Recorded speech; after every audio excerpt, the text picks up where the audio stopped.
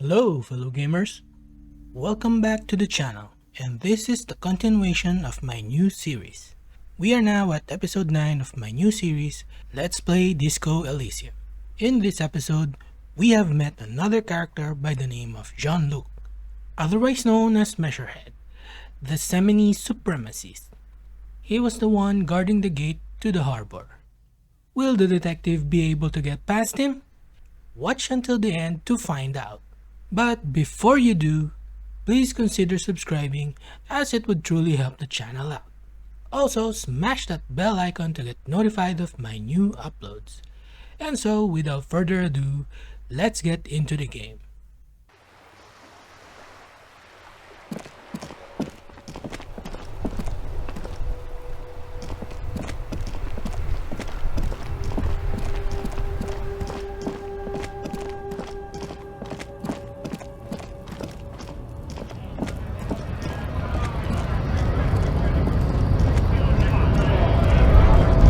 Scab? You're hazy on the notion of a scab. Smells like politics, though. Maybe it's got something to do with the flask he reaches for from time to time. I was just messing with you. No one's ever seen a cop scab. Imagine, you cops going on a strike, but then another cop comes in and says, "Let us cop for less money." Speaking of, what brings the RCM here, to the Wild North? Come to see the strife? You know, serious business. I'm sure the big boss will be glad to tell you. You'll have to ask him first. He's a chatty guy. Wants to talk about the strike. Return once you've met the union boss and are on a better footing with the organization. Murder, huh? That sounds like a lot of hard work. You'd never see me investigating a murder. I don't believe you. Post Laventurier said the same thing. They tried to get me to be their postman. So fun, so easy, they said. It's just walking. It wasn't. I'm doing much better here at the harbor, being an honest union man with a lot of free time on his hands. My friend, I respect the right to roam. The open range awaits. I don't operate in that capacity. I'm not a... If it's so simple, why did the scab leader warn you of the guards blocking the way? I walk right past Measurehead and go in. Yeah, the 2.5 meter tall Semenese supremacist there. Walk right past him, then press the button to unlock the door, then go past him again, and you enter the arbor through the office. Stop.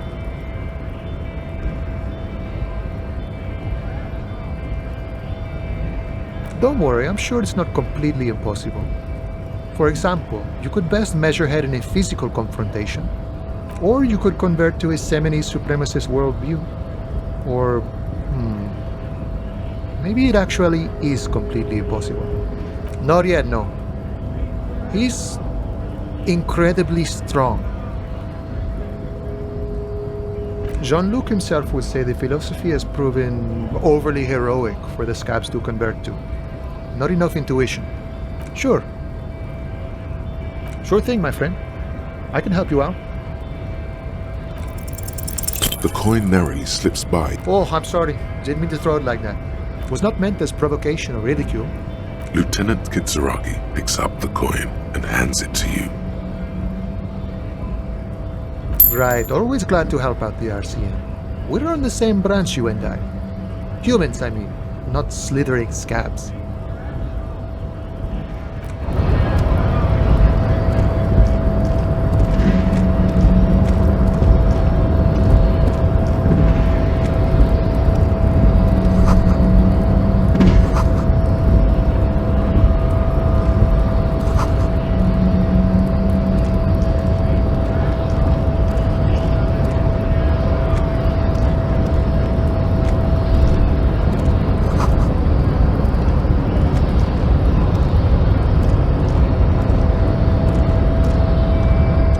Nobody betrays your degeneracy.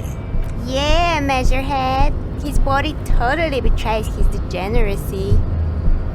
Are you admiring my morphophysiology? It must be frightening to stand in the shadow of this racial pinnacle. Be calm, I'm Sandwich. You are not in danger because you are not a threat to me.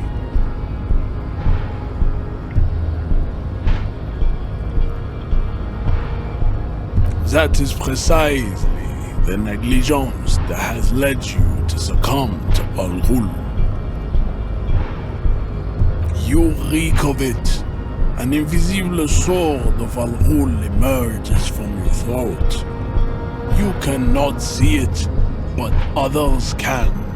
It is making the woman in my company sick. No, you don't. You need to get another drink.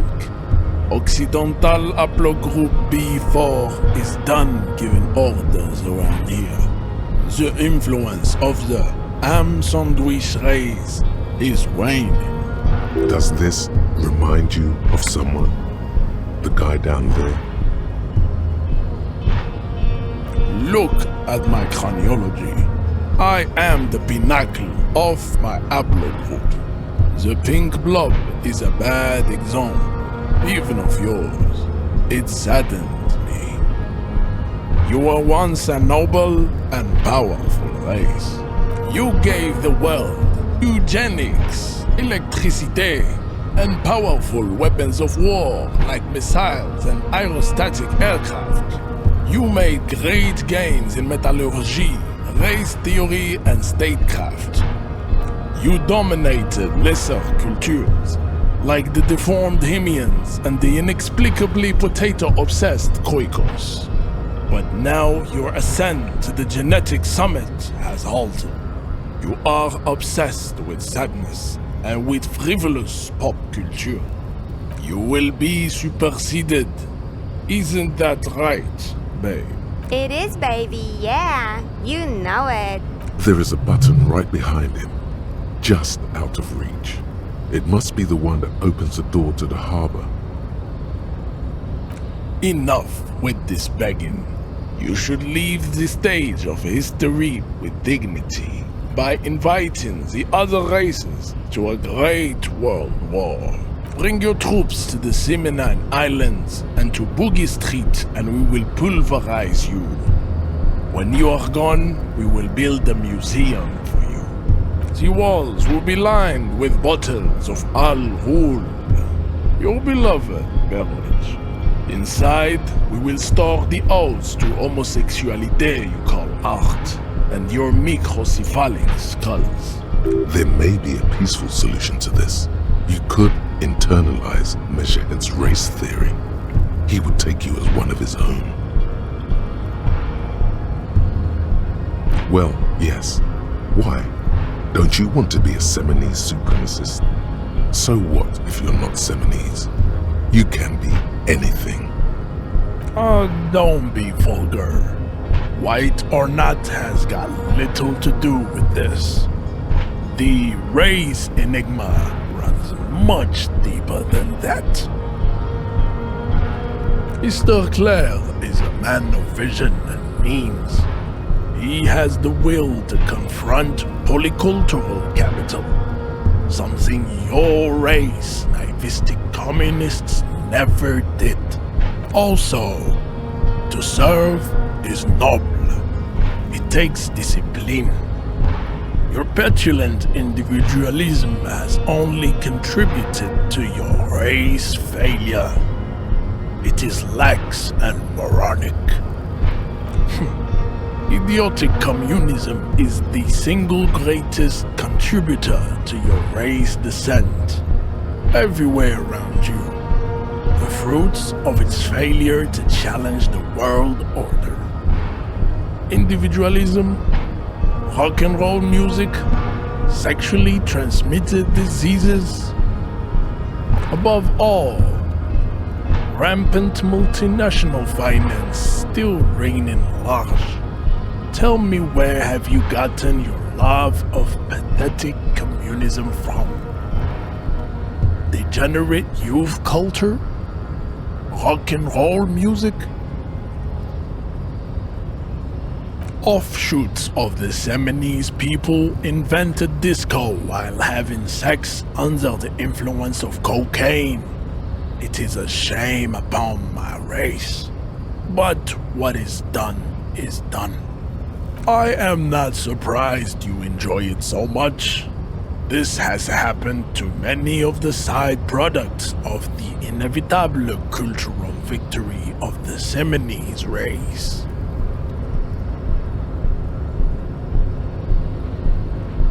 The South Island race, haplogroup A4A. We are the rightful masters of the Insulindian archipelago.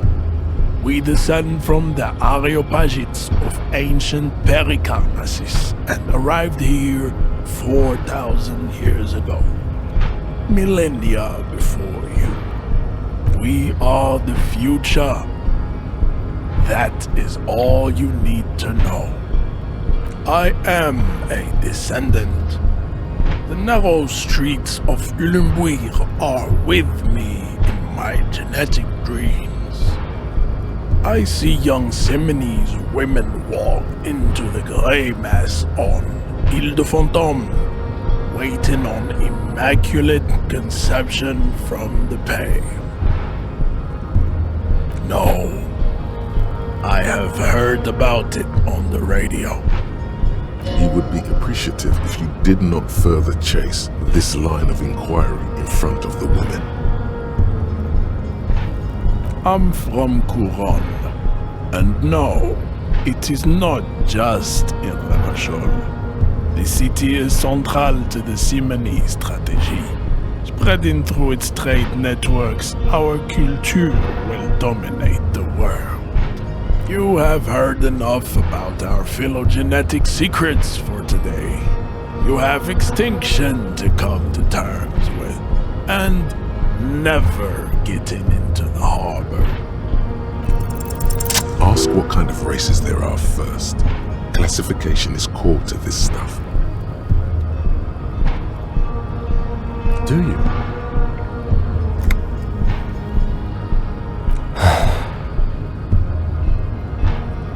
You are obviously a liberal, Sayolite, a polyculturalist. I can see it from your love of microtechnology and your sartorial choices. Do not deny your friend the truth you have denied yourself. There are 3 categories of race. Those are the Semenese, the Areopagite, and the Occidental. A receding genetic pool has led the Mound on reprehensible street parades. In Mound, you know them by the names of their nation-states. The Oranese. Mahoon is a derogative term for first world people of Gotwaldian descent. They do not all have eczema. Also, people of Katla, like the Suru and the Uhu, are much more lactose intolerant. In some municipalities of Oranje, people... The Mound are proof that you can have too much Occidental racial purity and Tasso-centric culture.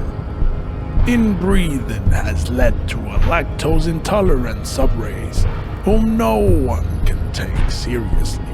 The Vespertines and Messenians of Vesper and Messina, the ancient Meteorans of Meteo by the Golden Pisantic Sea, the other large Mondial civilization, the Mesk, are too yellow and oleaginous to count as a heroic race. True, they are violent and expansionist, but they have a glandular problem. Overproduction of sebum. Sebum is leaking into their brains. As proven by the Mound and the Mesk, Occidental type A is in retrograde. The Semenese and the Areop, the indigenous people of this, the Insulindian archipelago. The Semenese inhabit the southern islands. I am Semenese, from the stock of Ulumbuir on Ile de Fantôme. The indigenous people of this, the Insulindian archipelago. The Areopagites are the master race of the Ilmaran deserts. The Semenese are descendants of the Areopagites. We came here during a heroic migration from Ilmara to Ansuland. Thousands of years before the lactose-intolerant Marne-ridden Occidentals discovered this place. The Areopagites are sleek, long-headed. The Semenese are powerful, mesomorphic. The former is an immutable progenitor, unchanged since the Super Isola of Pericarnassus. Ancient brains rest in their slender skulls. The latter is perfected and adapting. Together they form the Type B are the unheroic races, amorphous non-competitors of the great race. The Koikos of Grad, Yugo, Zhimsk, Shest et al. Are what you would call white, officer, in a suspect description. Yes, to an untrained eye, the Koiko appear white and pinkish, like a ham sandwich. Pinkness is a racial quality that has to be earned through centuries of advanced ballistic warfare and cultural domination that the Grad people have undergone for drinking Al-Rul and smoking the degenerate tobacco herb, and for eating potato. The Koiko, the countless micronationalities of Grad, are all inexplicably obsessed with potat. The only thing they like more is dividing into microscopic ethnostates, like political amoeba. Wouldn't he be one for ethnostates? They are microscopic. The Semeno-Areopagite superstate will cover the entire remain. Its leaders will be the genetic epitome of the Semenese and Areopagite stock, elected by nature, not the base inner spoilage called demos. The Vacholians, halfway between Type A and the racial cauldron, two makes to know right from wrong. You tried your... Is it 82,000 years that we've been recording history? You have very little idea of what is happening, but that seems a little off.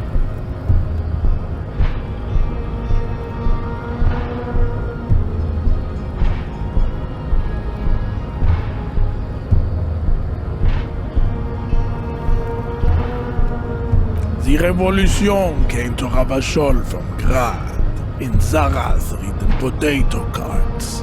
It is literally an illness, a prion disease that leaves the parietal and frontal lobe ridden with hole.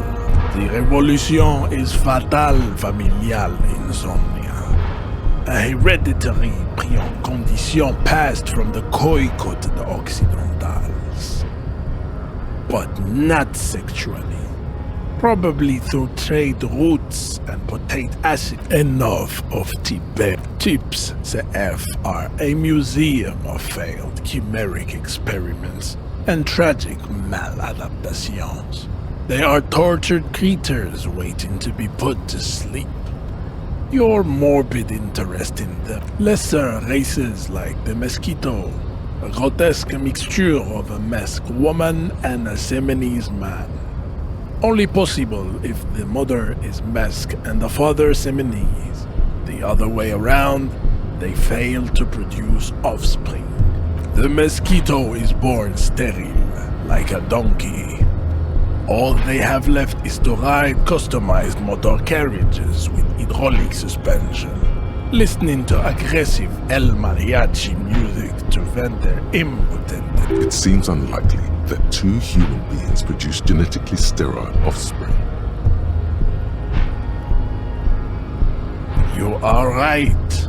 You have misunderstood. Then there is the Semino Koiki Chimera. Are you sure you wish to know of the Semino? The Koiko, as you know, are very servile, especially when they meet the rich man. Racial scientists have toyed with the idea of crossing the Semenese with the Khoikhoi to produce a super worker of Semenese strength and great servility. This will never happen. The Semenese and the Khoikhoi may have similar interbreeding problems as the mosquito. We will never know precisely. No Semenese man could maintain an erection in the suffocating potato stench of a Khoikhoi woman or Khoika. But enough. It is cruel to entertain ourselves with the deformities of Type F. Were there any able-bodied races you needed to educate? You understand nothing. To solve the great race enigma, you have to first ask yourself, what is the race enigma? You need to internalize what you have heard here today, then return to me. I cannot possibly imagine what else we have to discuss, Gilbert Evasholian. Your love for disco music and venereal... don't be vulgar. White or not has got little to do with this. Mr. Clare is a man of vision and means. He has the will to confront polyculture. Also, to serve is noble. It takes discipline. Your petulant individualism has only contributed to your... Of course you are, Revacholian man. The failure of communism to challenge the world order is the core of your race fate. All around you, the fruits of its defeat. Individualism, rock and roll music, sexually transmitted disease, above all, rampant multinational finance still reigning large. Tell me, where have you gotten your love of pathetic communism from? Of course it does. You are a degenerate individualist and a rock and roll rebel. A pawn of international. I am not surprised you enjoy it so much. This has happened to many of the side products of the inevitable cultural victory of the Semenese race. What you need is to come to terms with extinction and never getting into this harbor.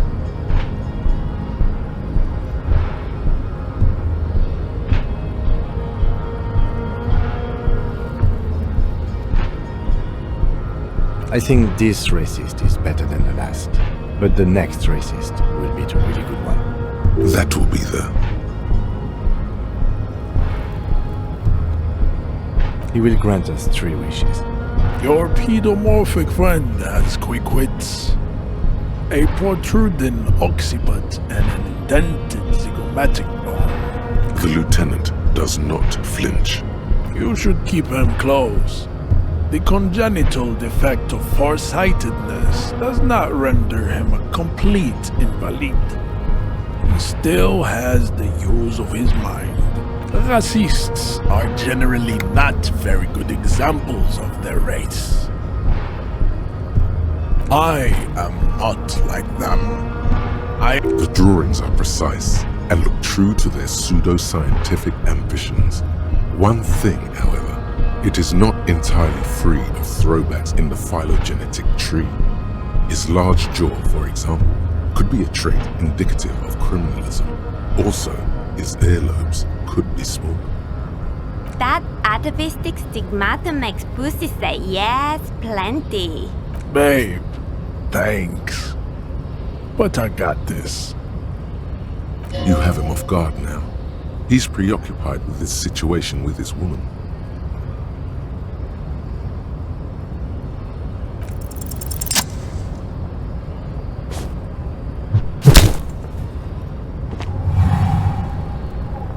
Just like that, instinct took over. A solid strike straight into his throat, into the cartilage. You could swear you felt the soft palate break. The man is reeling, gasping for air. Time stands still around you. In the distance, the sounds of the harbor are falling silent. All you hear is a small gurgling sound as a trickle of blood appears on the man's lip. Don't wait. You've only got a millisecond. He's coming to. Time is breaking loose from the stupor. His left hand curls up into a fist, that fighting pose. Watch out. He's expecting the hook.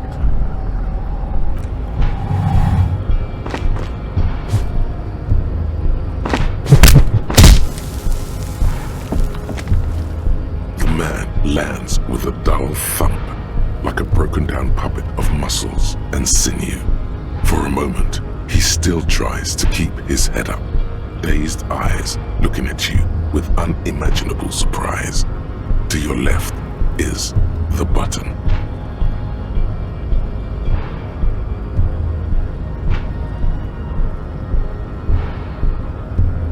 As you slam your fist on the button, the man collapses entirely, his head rolling to the side. Looks like you're the new Measurehead now. Her voice is surprisingly calm. No one is the new Measurehead. Let's go before he gets up.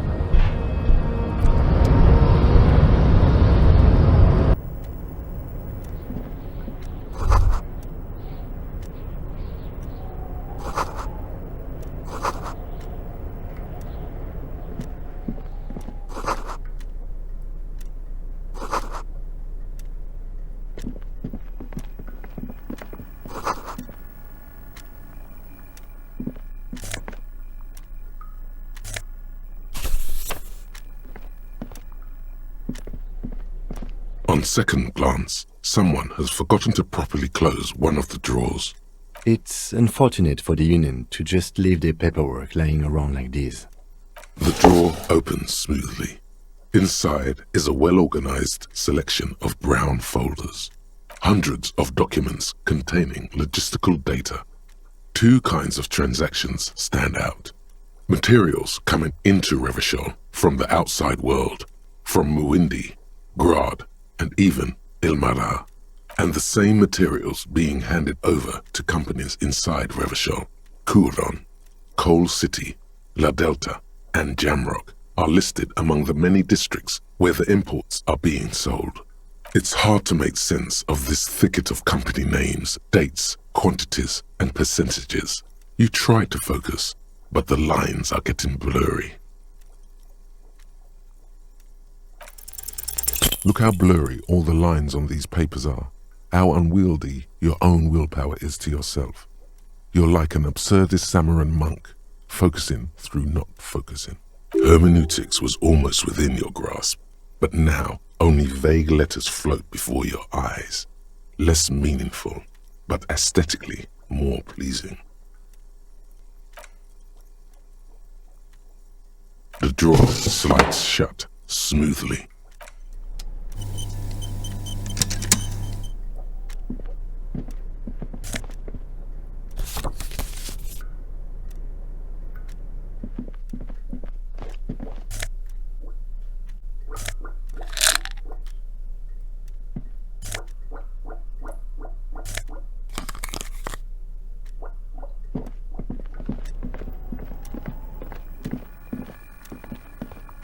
An imposing combination of a punch clock and a payphone is looking down at you from the wall. A note on the side says, "Tokens unavailable due to strike. Use change."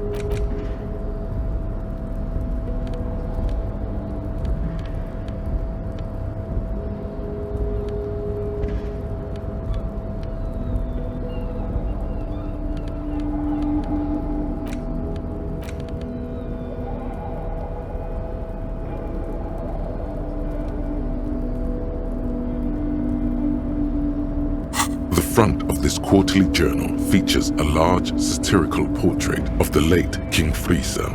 From the sides of his head, a pair of white antlers spread to the corners of the cover.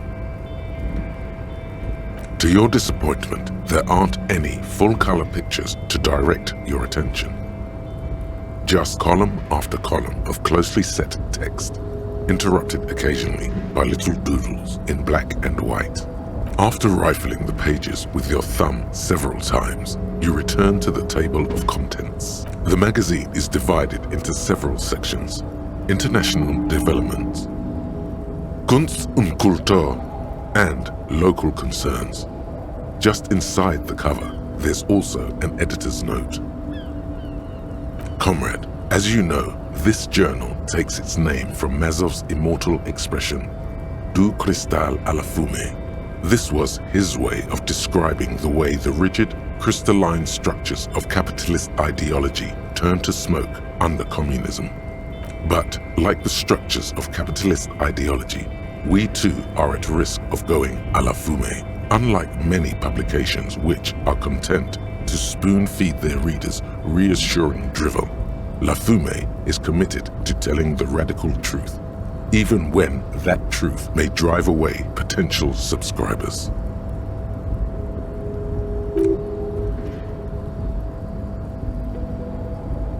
So please, if you value our radical Mazovian perspective on contemporary politics, culture, and international affairs, please consider subscribing today. Your... What do you expect? It was laying around the office of the Debarders Union. They're probably bankrolling the thing. You flip back to the front of the magazine. The table of contents unfolds before you. It takes a moment, but gradually it dawns on you that Kunst und Kultur must mean arts and culture.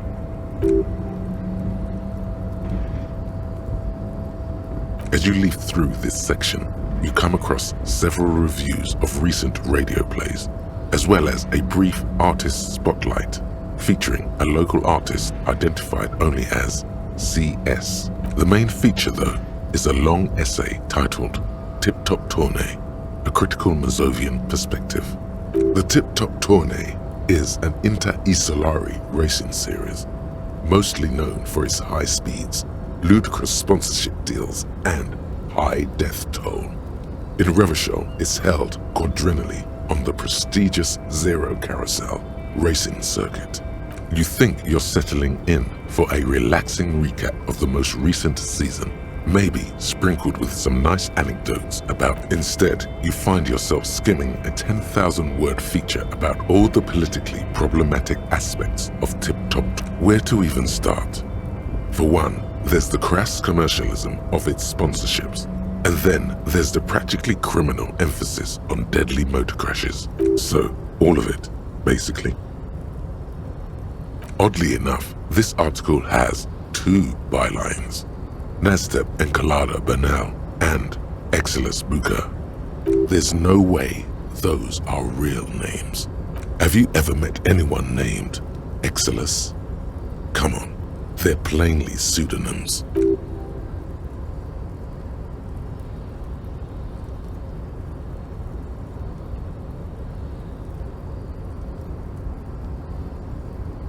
And that precisely is what's problematic about it. Were it not for the promise of random, spectacular violence, audiences would quickly lose interest.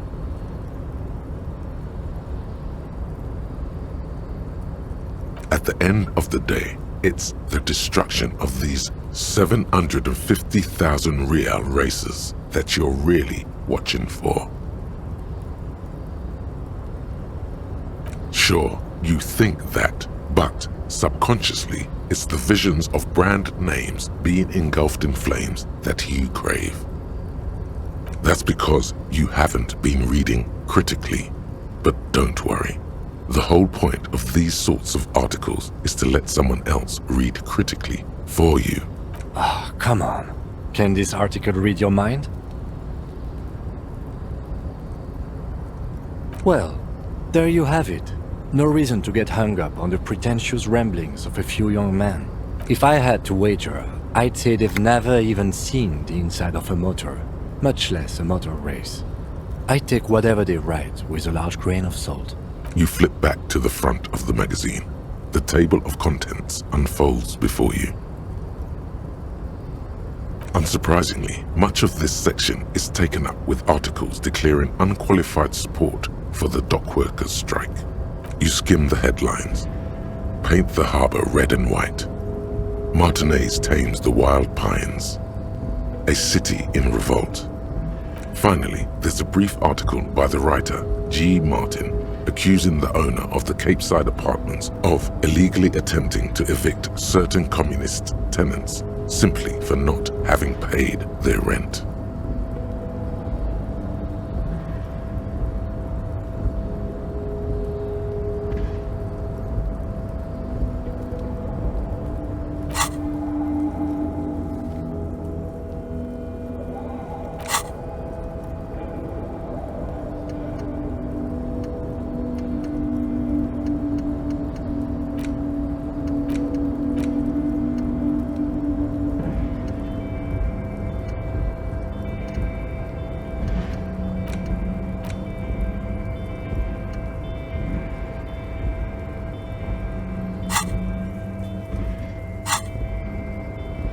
One of the editorials proclaims that the more the forces of reaction attempt to crush the body, the more defiant the spirit of communism becomes. You flip back to the front of the magazine. The table of contents unfolds. Unsurprisingly, you skim the headline. Finally, there's a brief article. According to these editorials, private enterprise is simply a means of organizing labor that would already happen. It goes on to call the wild pines a nightmarish transnational leech sucking the life from. You flip back to the front of the magazine. The table of contents. Unsurprisingly, you skim the headline. Finally, there's a brief article by the writer, G. Martin. The writer, G. Martin, remarks dryly that capitalists love wealth redistribution, so long as it's only redistributed upward. It's true, the rentiers have been bleeding you dry. You really ought to find your own place one of these days. You flip back to the front of the magazine. Unsurprisingly, you skim the headline. Finally, there's a brief article by the writer. According to these editorials, there can be no accommodation with the forces of international capital or their mucilaginous allies in the coalition. You flip back to the front of the magazine. The table of contents. The note is written with a blue pencil on a piece of lined office paper. The kitchen magnets have left spots on its surface. The face of King Freecell. Unsurprisingly, you skim the headline. Finally, there's a brief article by the writer, G. The eternal problem, according to G. Thus, they tend to experience. You flip back to the front of the. This section includes a long, tedious critique of the latest round of free trade negotiations between the EPIS nations and the Free State of Semenese. You also skip over an article about heavy fuel oil smuggling along the Messina border, something about bear wrestling in Samara, book riots in Yugograd. Face it, you really aren't interested in foreign affairs. You're not even sure where most of these countries are. You flip back to the front of the magazine.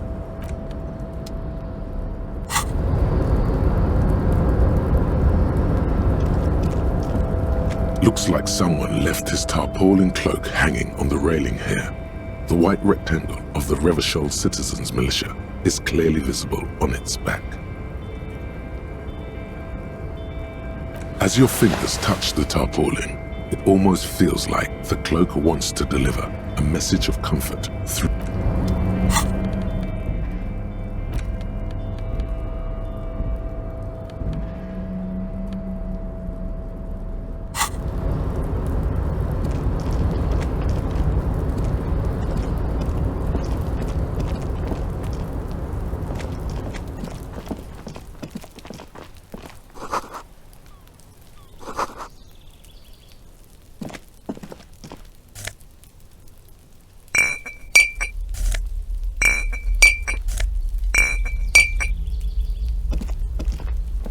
This is the night watchman's booth. The name on the door reads, René Arnaud. Listen, it's okay to take a few minutes to yourself. Sit down and have a breather. You need to rest. Your body is aching. Getting in here has taken something out of you. Have a seat. The chair is not as austere as the rest of the booth. A thin grey pillow is attached to the seat, secured to the stiles by black ribbons. Stale air floods through your nostrils. Not a single mote of dust floats inside your lungs, though. The inside of the booth is immaculate. The drawers are empty, save for old timesheets and receipts. One small box, however, does hold some cheap painkillers. They are slightly out of date. Oh boy, where to start? Elevated risk of dementia, mini-strokes, Prophet's disease, sudden death, hair death, erectile malfunction, critical flatulence, watery blood, black mucus, uncontrollable weeping, increased sensitivity to la opera, inoperable joint disorder, total spinal collapse. Maybe this was a bad idea.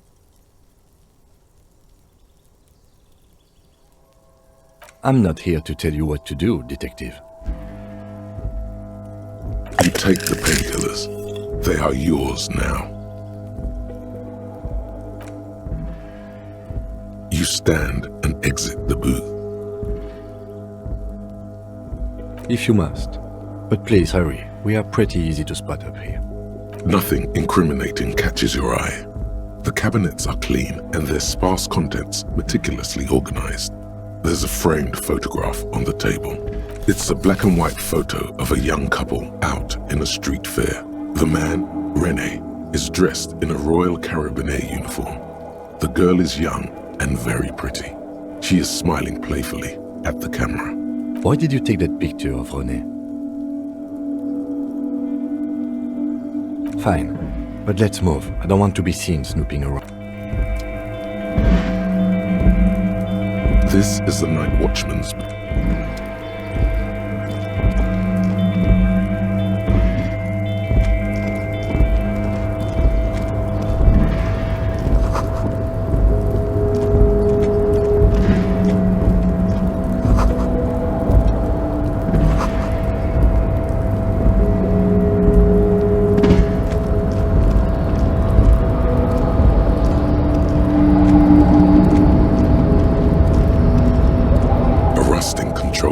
Several knobs, 2 buttons marked Marche and Arrête are faded with use.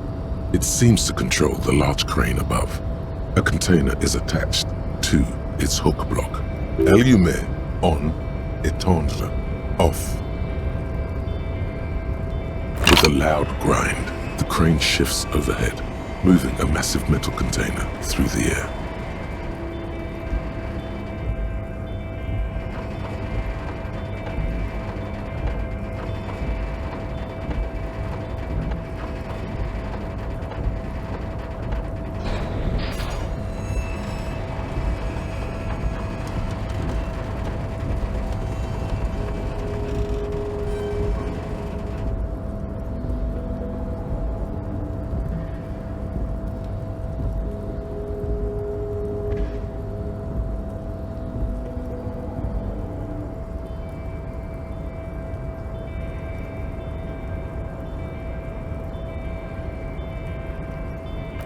With a surprisingly quiet thunk, the crane places the container down. The harbor sleeps as the strike rages in the distance.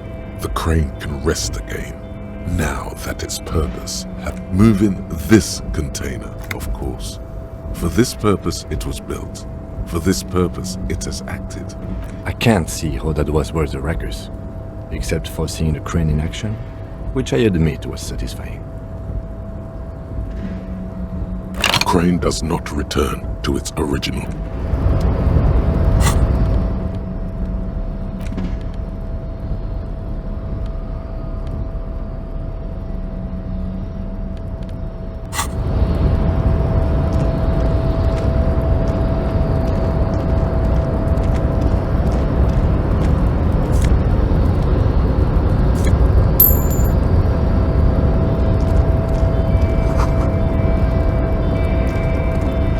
Before you stands a cargo container, just one of many in the yard. Is this like your thing with that wall again? You do? Because I don't. There are a million containers here. Why are you fixating on this one?